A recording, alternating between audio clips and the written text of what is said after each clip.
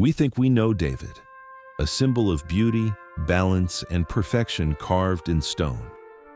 But what we see today is only the final frame of a story that almost failed.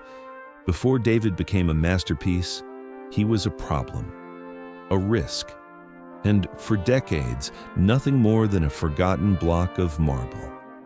The story of David does not begin with Michelangelo.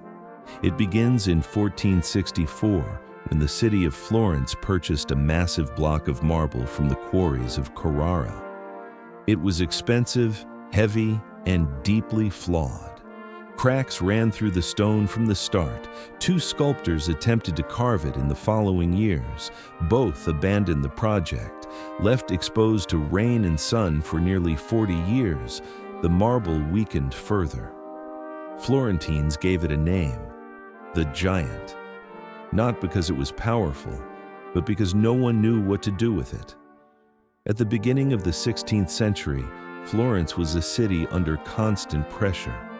Recently freed from the Medici family and surrounded by powerful enemies, it was politically fragile and searching for a symbol of resistance, one that represented intelligence and courage rather than brute force.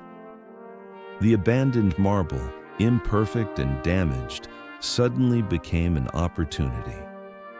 In 1501, a 26-year-old Michelangelo Buonarroti accepted the commission. He already had a reputation for extraordinary talent, but this project could have destroyed his career. He knew the marble was compromised. He knew there would be no replacement, no second chance. One wrong strike of the chisel could shatter the stone forever. Still, he accepted, not because it was safe, but because it was impossible.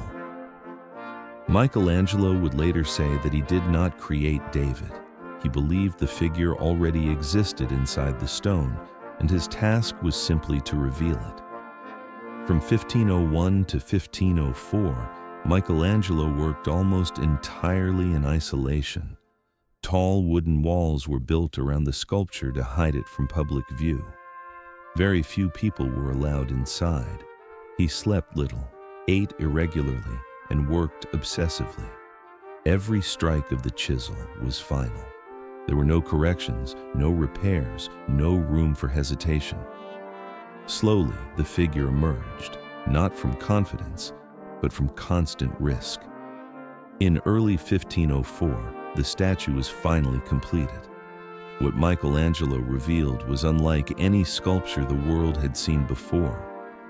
David's hands are oversized, his head slightly larger than ideal proportions. These were not mistakes. They were deliberate choices designed to reinforce weakened marble and to heighten expression.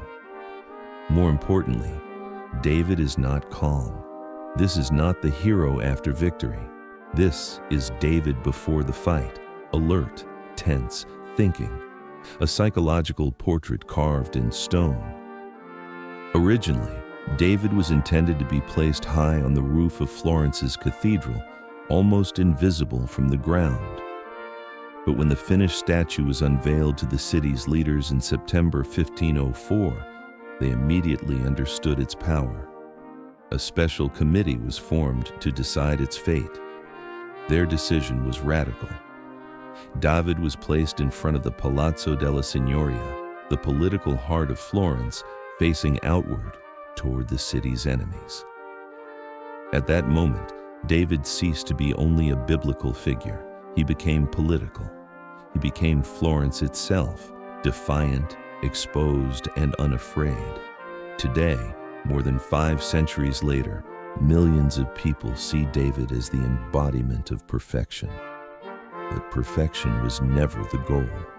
David was born from rejection, from damaged stone, from political fear, and from an artist working at the very edge of failure. Michelangelo did not sculpt a flawless body. He revealed strength where others saw only weakness, and that is the hidden history behind Michelangelo's David.